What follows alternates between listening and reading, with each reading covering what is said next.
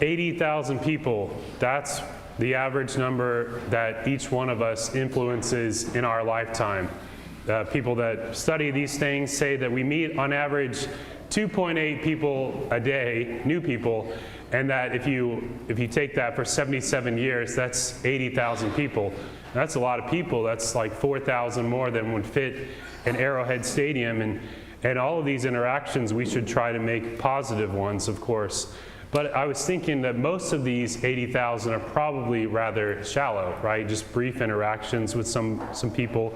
But what are the most deep influences that we have in our life? That's what I was thinking about. And of course, there's many different ones, but our family is one of those areas where we have a great amount of influence and they have a great amount of influence on us. And this came back to me as I was gathering with my family members the other day and, just looking around and seeing all the similarities. Of course, we have genetic similarities, but it doesn't end there. We have a lot of mannerisms that are the same, speech patterns, habits, likes, dislikes, all of those things, and they go across many generations. And it's really interesting to see how our families shape and form us.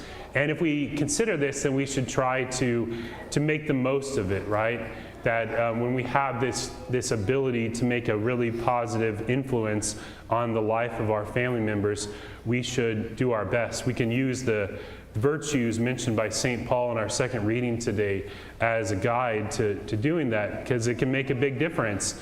When Mother Teresa received the Nobel Prize, one of the things she said in her speech, she said, if you want to change the world, go home, first start by going home and loving your family. And that's a great piece of advice. And so thinking about family influence, I was also considering the Holy Family of Jesus, Mary, and Joseph, and what kind of influence they had on each other, specifically the influence that Joseph and Mary had on Jesus. We know that Jesus started his public ministry at the age of 30, and that he died at the age of 33. But he spent 90% of his life living in his family home. Mary was there the whole time. Joseph, we don't know when he died, but we assume that he did by the time that Jesus was 30. But they had a lot of years together, and they must have taught Jesus quite a bit. Now we have to be really careful when we talk about what Jesus knew, because Jesus is true God and true man.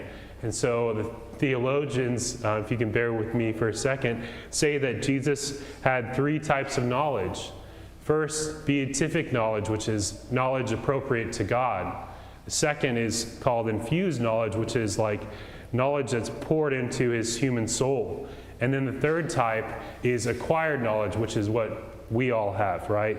The type of knowledge that we gain slowly over time by experiences. And so Jesus did have acquired knowledge, and he would have acquired knowledge from his parents, Joseph and Mary. Mary would have taught him kindness and sweetness towards others, and he would have observed his mother doing common tasks around the home.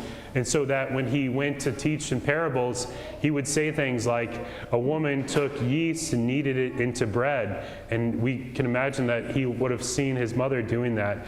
Or we can think about what Joseph taught Jesus. Maybe strength of character, courage, nobility. Joseph was from a royal house. Maybe Joseph was a good storyteller and that rubbed off on Jesus. We just don't know exactly everything, but we know that they must have had a big influence on the life of Jesus.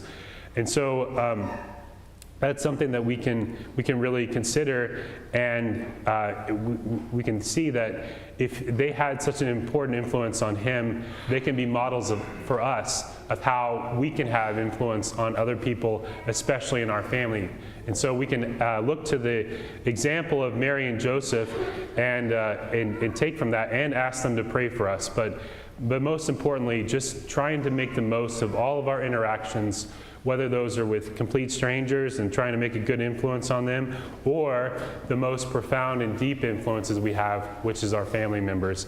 But really, we have this life is an important task that we have been given, and we should make the most of it using God's grace and the virtues that we know as a Christians to be able to have a great influence on the world through the people that we interact with.